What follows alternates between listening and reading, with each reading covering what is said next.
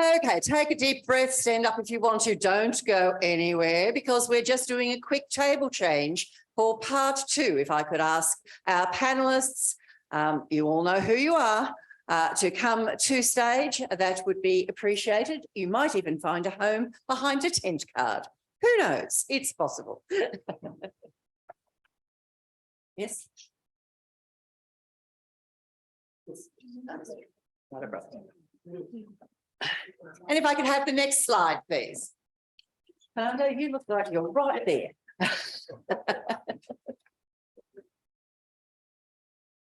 Okay, all had a little stretch, had a little wriggle, ready to roll. Excellent.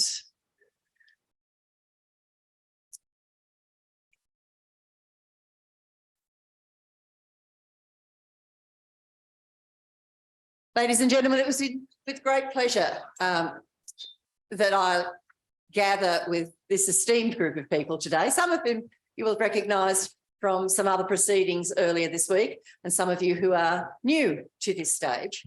But I'm going to ask each of them to do a self-introduction, brief, note that please, ladies and gentlemen, brief introduction, and also answer one of the first questions we're going to be posing today. As we know, an enormous amount has been happening in emerging technologies recently and particularly in the last few years.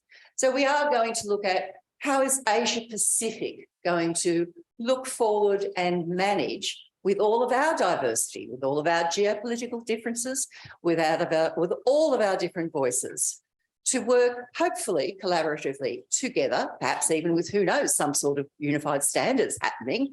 Anything is possible. That's up to these people to present. Where are we going? How are we going to do it? Is it good for society? Is it not good for society? Should we run and hide from the AI robots that are going to come and take our jobs? Whatever it is, today's panel is going to have a little play with those concepts. Some of the questions we're going to be working with are these technologies going to help or not the digital divide? And it's that question that I would like them to respond to as they go in order. I think, shall we have, who would like to go first? I think, Johanna, you might have a little something to say in this area. Over to you. Thank you so much. It's so wonderful to be here today. I'm Professor Johanna Weaver. I'm the Director of the Technology Design Centre at the Australian National University. And I am also Australia's former expert to the United Nations. So I've spent a lot of time in windowless rooms, and I also appreciate the light in this room today. On the question of will the emerging tech revolution lessen or increase the digital divide? We'll dive into that in the panel. Just in terms of a quick response, I think for all of us, this is a question about whether or not we are going to engage to shape the future. Whether or not these technologies shape the future for the better or for the worse, I really believe is up for grabs. And it is the people that are in this room and whether or not and how we engage that will be making the difference into the future. So I'm conscious that I have been instructed, Cheryl, to be very brief. I will stop there. Okay. Brendan, would you like to have a little go next, please? Hey, everyone. My name is Fernando Serto. I'm the CTO of Cloudflare for Asia Pacific. Do you guys know Cloudflare? Just a show of hands. Yeah. Okay. Cool. So we play a big part into keeping the internet open, secure, and free, and private for everyone, right? So my role in Cloudflare, I come from a very strong cybersecurity background.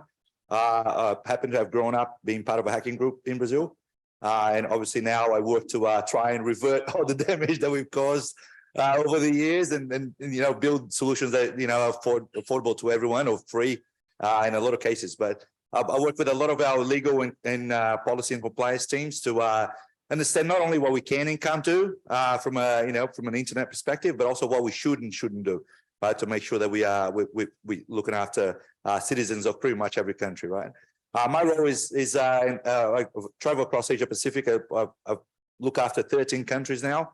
It's been incredible to see the amount of change We're talking about emerging technologies and looking into how far behind a lot of countries were a few years ago in Asia Pacific from a tech adoption perspective, and how how much they have leapfrogged into adopting a lot of the tech that has been out for a while, and also the new ones has been just incredible, right? So hopefully we have a good discussion here today, and I'll be around for a few hours after if you guys want to have a chat about anything really. Thank you. Thank you, Fernando. Dr. Shabbir, can I ask you to not only briefly introduce yourself, but also could you have I think, very important comment on whether you think these emerging technologies will widen or shrink the digital divide from your very unique perspective? Well, thank you very much, Cheryl, for this question. And before I delve into the introduction part of my answer, I would first like to acknowledge the invitation by the chair of APR-IGF, the organizers, and also the very kind partial support that I have received to come here physically by the Global Accessibility Awareness Day Foundation as a speaker.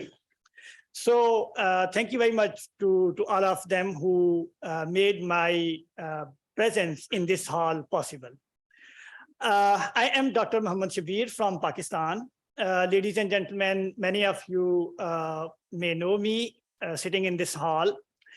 I work with Internet Society as a board of trustees from 2021 to 2023. I also serve as the coordinator of the IGF Dynamic Coalition on Accessibility and Disability. And I am also on the multi-stakeholder group of the APR-IGF and number of other organizations. With regards to the question, consciousness and also being conscious of the time factor, Cheryl, I believe that technically we are going good. And as we witness the advent and introduction of AI into technologies, we see that we are going very well in terms of technological advancements. We don't have any fears. But my question is that are these technologies, as they advance, are we taking everyone aboard or are we leaving people behind? Because nature corrects itself, but the human-made things, they don't, unless humans themselves do so. So my question to you all would be, and I would definitely give you my perspective on that, think about that. Whether people with disabilities that you see around you, are they able to use your website? Are they available? How much capacity are they available in this hall? How much of the people with disabilities would be able to reach at this stage where I am sitting if they were here? And of course, last but not the least, the question is that is it just their people that need these facilities, or could be as many of us age, and as Anju was saying, that some next generation leader would be there to take her place. So as we all age, do someday we may need these technologies or not? Thank you, Dr. Shabbir. I'm wondering, Johanna, if you could delve into some of the challenges from the legal and policy frameworks that we're going to have to navigate. Yeah, absolutely. And I just wanted to also pick up on a point that Mohammed made. And this is something really what I'm saying about the agency to shape the future, because I think we often focus on the fact that technology is shaping us. And we forget the fact that humans make technology and that we can make technology differently. And so I think that's a really important point just to emphasize. In terms of the legal and the regulatory frameworks, this is something that my team and I at the Australian National University really focus on. We're looking at the different trends in the way that governments are looking to regulate technologies. And for a long time, governments didn't regulate, right? There was a perception that they couldn't or that they shouldn't regulate technology. And that really has shifted. We're seeing governments increasingly regulating. And You so often hear the narrative that you have a US-led model, which is, the market leads, technology evangelism, and we'll let the market decide what is right. You have the EU approach, which is largely looking at it from a regulatory perspective, saying, how can we shape these technologies, not via technologists and not by the market, but we're going to shape it via regulation. You have the Chinese approach, which is largely looking at how can the state shape the technologies. And what I think is often missed in this conversation is how our region is engaging to shape technologies. When you look at countries like Taiwan or Singapore or India, they take quite a different approach to those common approaches that people always cite. It is a mixture of tech evangelism. You look at what India has done with digital identity, for example, but also combined with regulation. And I think this is a brand of shaping our future, shaping the future of technology that we as a region really should be very proud of and much more actively engage in shaping the regulations of the future. I also think it's really important that when we're doing that, that we recognize the diversity in our region. And this is something that was touched on in the opening remarks. We have some of the most developed countries, and we also have some of the least developed countries. And we also have a number of countries that have a mix of all of these things within their countries and sometimes within one city. And so for many of us, and I say this as an Australian who's witnessed this many times, for us sitting here and talking about privacy and human rights and security, when for many countries, this is about economic development, it's about the food that we eat in the future, the fibers that we wear. So I think we need to be looking at the regulatory and legal frameworks in a much broader perspective. And one of the tools my team has developed to do this is a tech policy atlas, which is looking at having a global repository. Where do you go to when you want to know what countries are doing to regulate in this space? So I say that as a little bit of a shameless plug for the tech policy atlas, but also because we built this atlas to be a useful tool for this community. We want you to be using that and to be engaging with it. I'm happy to talk a little bit more about what those regulations should be, but I'll pause and let my colleagues jump in as well. Fernando, would you have to go? It's funny, we see a lot of innovation and technology coming out of the US, but the US from a regulatory perspective is one of the most behind countries ever, right? Financial services, for example. The Reserve Bank of India has done a much better job at regulating cashless societies and cashless payments than the US has ever done, right? I was in the US for Black Hat, which is a cybersecurity conference in Vegas 2 weeks ago, and I was blown away that Apple Pay doesn't work everywhere, right? You go to a restaurant, you can't pay with Apple Pay. I haven't carried a wallet inside Australia for 2 years, right? I have had a digital driver's license from Services New South Wales, and I know that Queensland is rolling that out next month, I believe. So we have all this technology that is coming out of the US, out of a lot of tech vendors such as Cloudflare, based in the Bay Area and so on, but they don't really adopt that from a regulatory perspective, and then it's such a fragmented issue, right? For us to travel abroad, and like I go to Singapore without a wallet now, right? I carry my passport and my phone, and that's it, right? And I think we're learning how to deal with a lot of these other challenges with digital first, right? You go to a place like Indonesia, that the vast majority of the population has a smartphone, right? They do everything. They deal with the government now. Digital India is another great example of how they're dealing with societies that if you think in India, 86% of the society there lives in tier 3 cities, right? Which is like really poorly connected. Geographically, it's hard for them to travel into main cities and so on.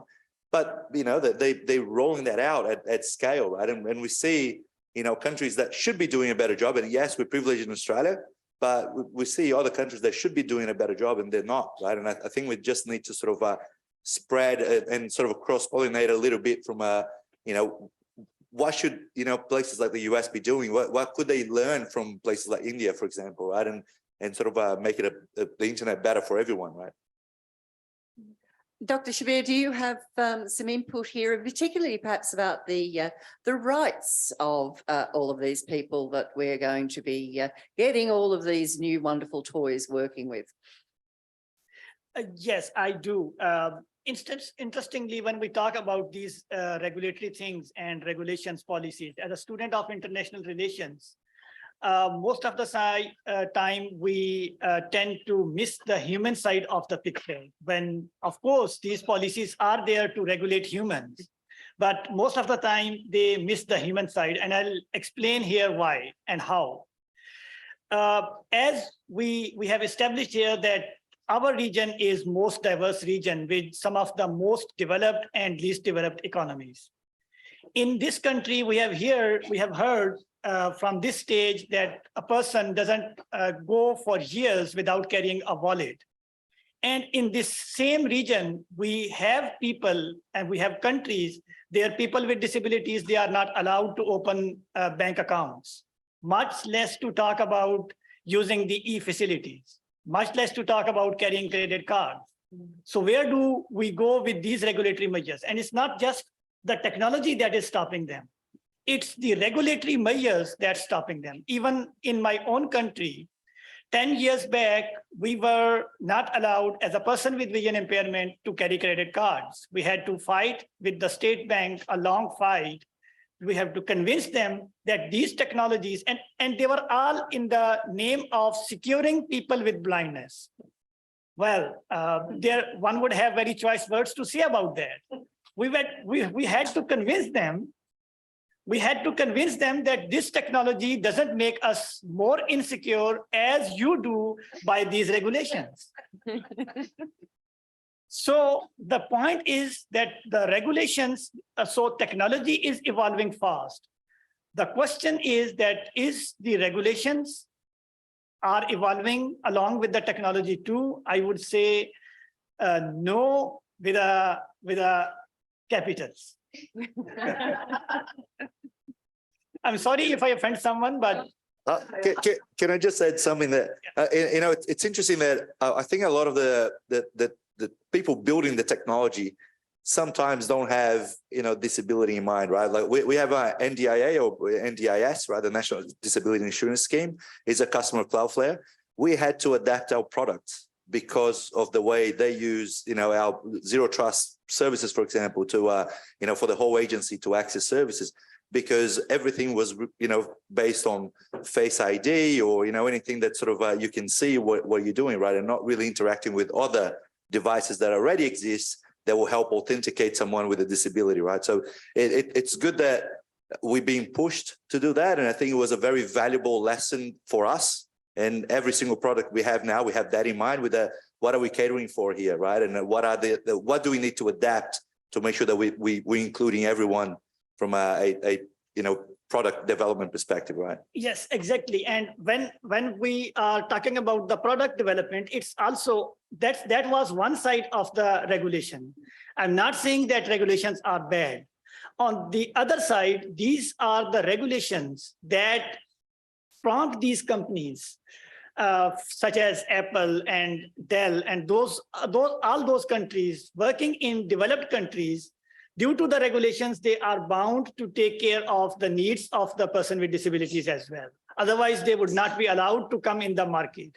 So on one hand, if policies hinder, on the other, they can enable people as well. We just need to pick that what and where do we as our policy makers and implementers want to stand. I think this is such an important point. Being able to take on the role as developed economies who are focused and who have got regulations in this space around whether it's inclusivity, whether it's looking at privacy or cybersecurity. And it's incumbent on us, but also on the technologists who are then selling these products in other countries that may be less developed economies. That not because it's not something that is important to them, but because it is a question of priorities. The things that they're going to be asking for are going to be things that will deliver on the more fundamental rights, that as we are, or the more fundamental needs, that as we are doing that, we are also uplifting the capacity from bringing the greater commitment to rights as we do that. And that isn't in a preachy way. It's saying, we've learned this the hard way, and you can have the benefit. And that's how we skip the digital divide rather than reinforce it. I just want to take a little break and first of all, let everybody have a sip of water, should you so desire on the panel. I'm wondering what you're all thinking about this, ladies and gentlemen. Show of hands will do me to start with. Do you think all of these new wonderful technologies, these emerging technologies, these things that let's face it are coming at us without us wanting them or not, are they going to do anything to close the digital divide, to service community better? Who's in the yes camp? Raise your hand. Thank you, Bruce. I hope you're not the only one. Hold on, hands up. Who's in the yes camp? Who's in the no camp?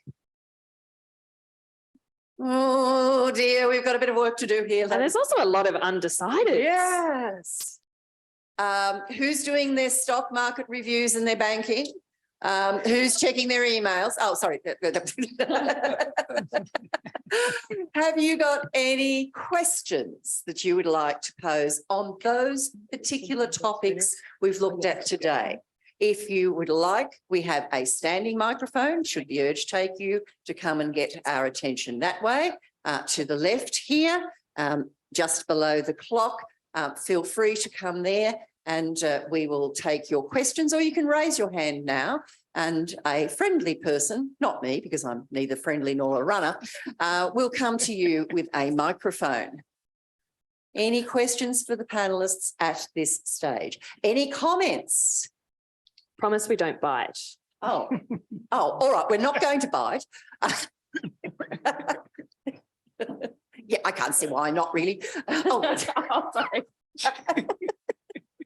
All right, well, obviously we are making ourselves very, very clear, which is fine. I'm therefore, well, I might run to you. Let me struggle across here, it's all right, stretch. I'd love to hear, you've all spoken about the importance of this region capitalising on the diversity that we have, but also being more active in shaping how we address, I think, the challenge that Cheryl has put out. That's a choice. It's a fork in the road. These technologies can do, I think, have those benefits for communities, or we can see that we can reap some of the downsides in the way, say, that we have with social media, where arguably the technology markets were left with too much freedom.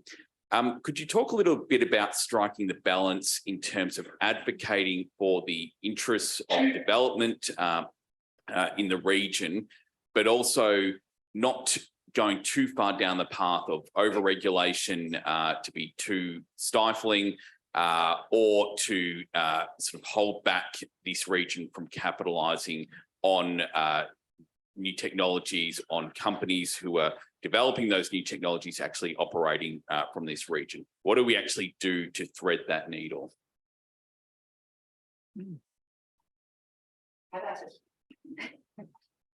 Look, I think part of it is moving beyond this binary decision of, are we promoting cybersecurity, privacy and rights, or are we promoting innovation? I think we are very close to a point where if you deliver a product to market that isn't a product that builds in cybersecurity, privacy, safety by design, your product won't be considered to be a innovative product. It will be considered to be an incomplete product. And Brendan, you've heard me say that before. But I think this idea that innovation will be quashed because we are prioritising rights is a false equation for us to be sitting with. And partly that's because when you look at the drivers in our region, yes, we absolutely have amazing internet uptake and penetration. We have more than half of the users of the internet in our region, but we still only have 67% of our region connected to the internet. From our region, we have 25% of the world's unicorns come from our region. Now, yes, 60% come from the US, but we still have far more than come from the EU. So when you think about the brain power that we have within our region, the innovative, the inner power of innovation, but also the challenges that we have to solve, I don't think we can solve those problems unless we are baking into those solutions security, privacy, and rights. And that needs to be considered as part of the solution, not as an add-on.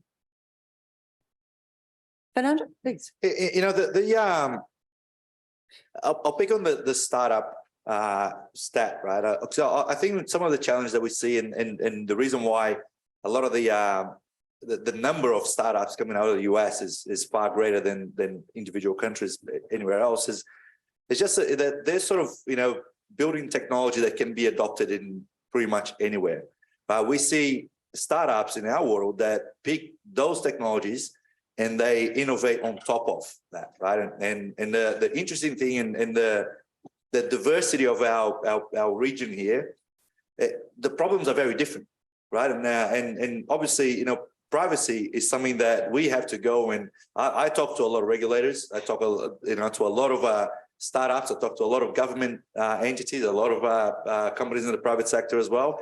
And this is something that, you know, privacy hasn't really been a strong point in Asia Pacific, right? And obviously, there's a lot of countries that, you know, have challenges with, you know, government not allowing privacy to be a real thing.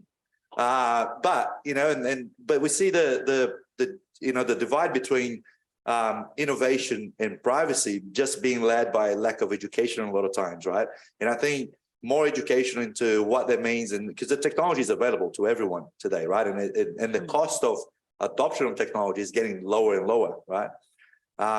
But it's more of a, you know, what should and shouldn't you do rather than, you know, what can or you can't do, right? And I think it's up to us really to, you know, people with a little bit of knowledge and understanding of, you know, the potential, the downfall of lack of privacy, for example, to educate people on how to build secure products, you know, how to build private products and so on, right? Like you look into, you know, forms and every website, like a lot of the data, like why do you store that, right? Like we saw what happened with Optus here, right?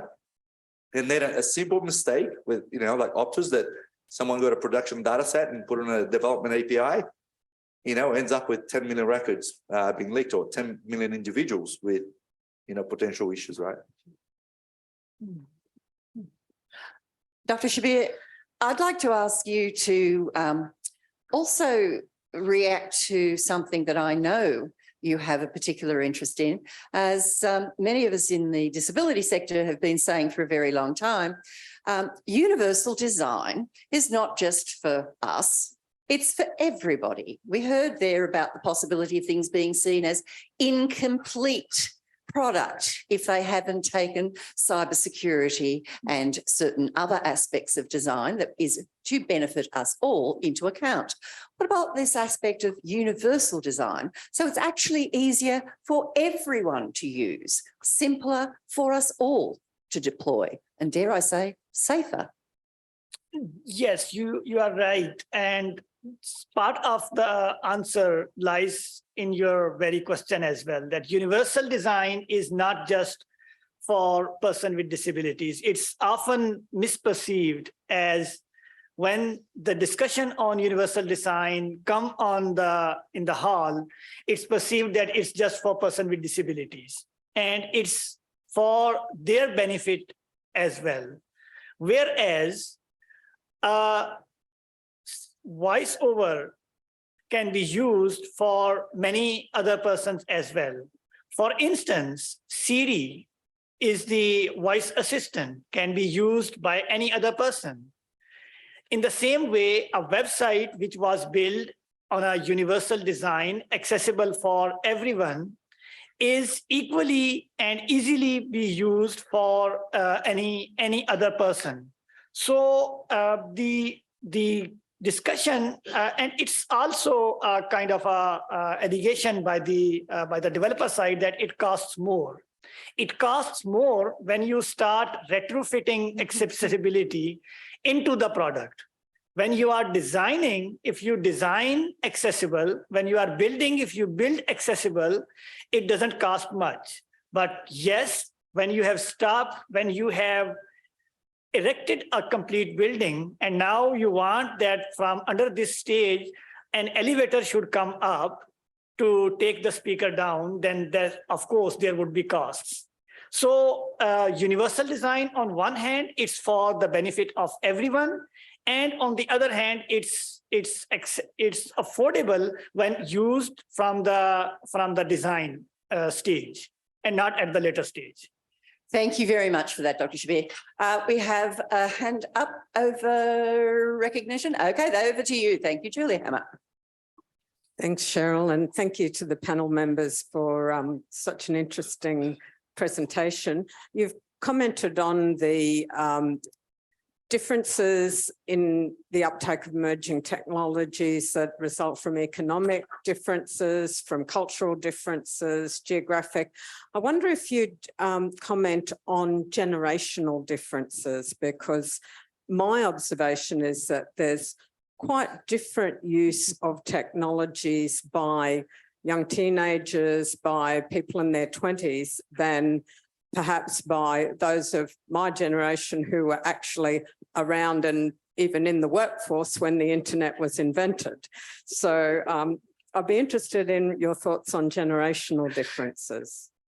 Who's going to grab it first? You know, Sorry, Julie Hammer is my name. My apologies.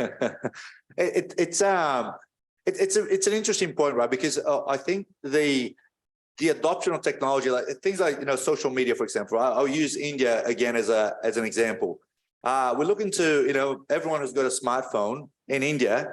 A lot of people, especially the older generation there, the only thing that they use is really, SMS calls and use the camera to scan a QR code whenever they need to pay for something, right? So the need to, if you go into any merchant now, there's a little QR code using PhonePe or any of the other UPI compliant payment systems there.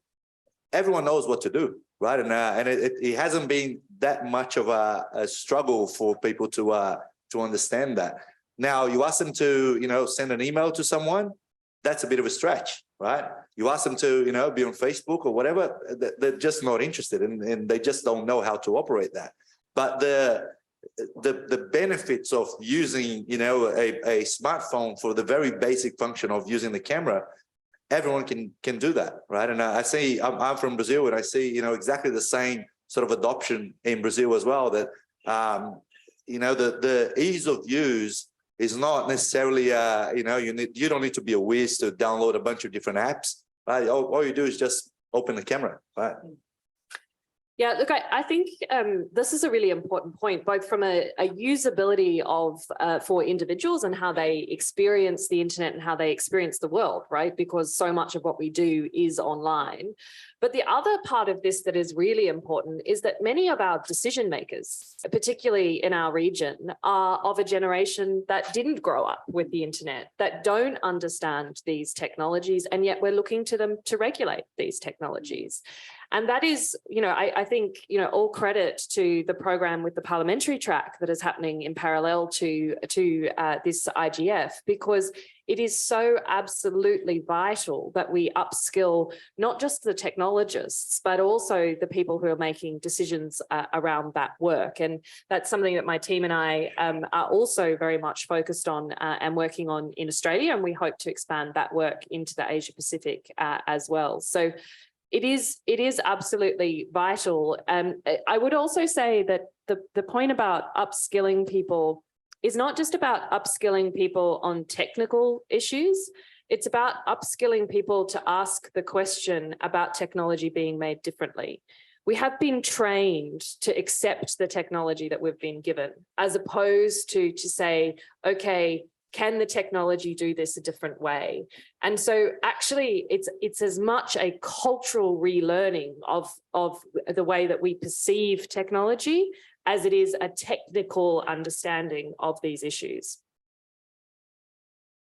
Dr. Shabbir, I'm wondering from what you've heard the other speakers and those interventions from the floor, whether we're getting to a point where it needs to be recognised that some form of early planning, early involvement of, dare I say, actual lived experience individuals, people perhaps with the necessary technical know-how of the things that are being designed. So not just building a new wonderful toy because it is a great idea and it's a niche market, but how can I build it to its simplest form, its most effective? It can be really complex behind the scenes, but how is the interface most useful? How is its activity best guided in that development phase? Would you like to say a few words about that?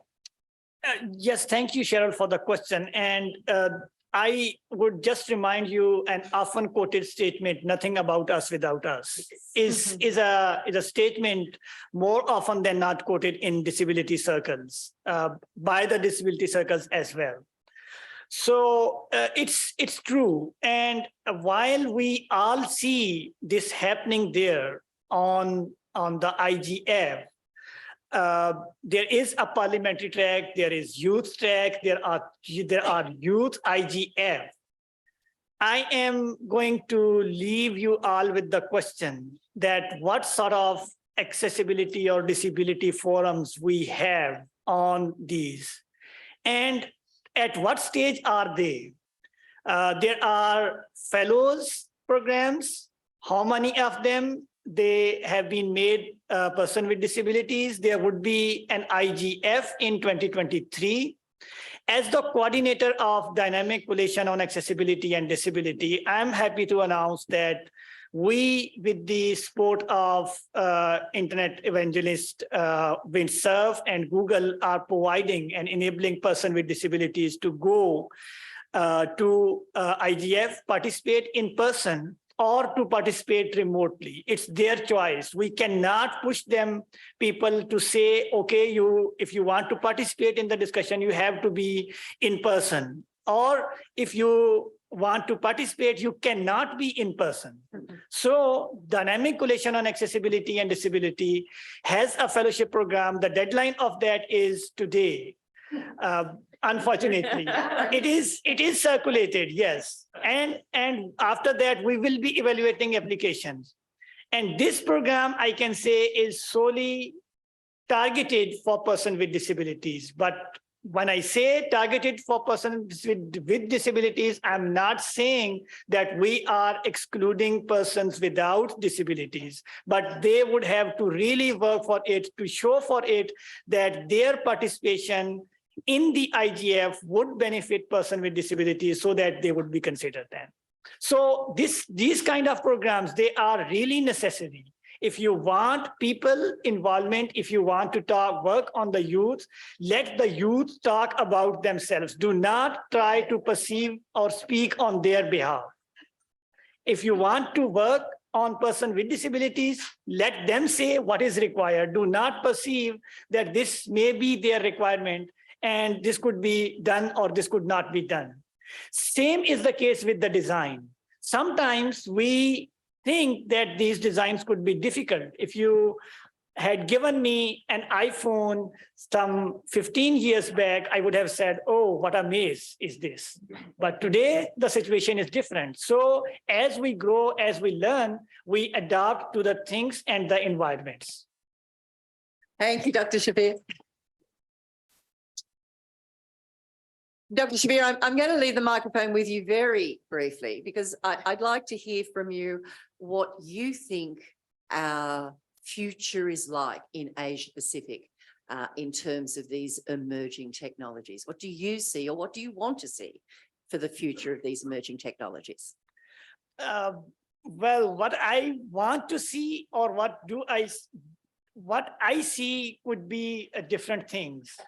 And if you want an honest answer. I want an honest answer. Well, I want to see, so for instance, there are a number of tech developments going on. Every day we are seeing new technologies coming in the market If not, every day there is a new app coming in the market, new website coming in the market, and more often than not, it's a stated fact. We did it, and G3 ICT also did a survey of 1 million websites all around the world, just the home pages of those websites, and 97% of those were inaccessible.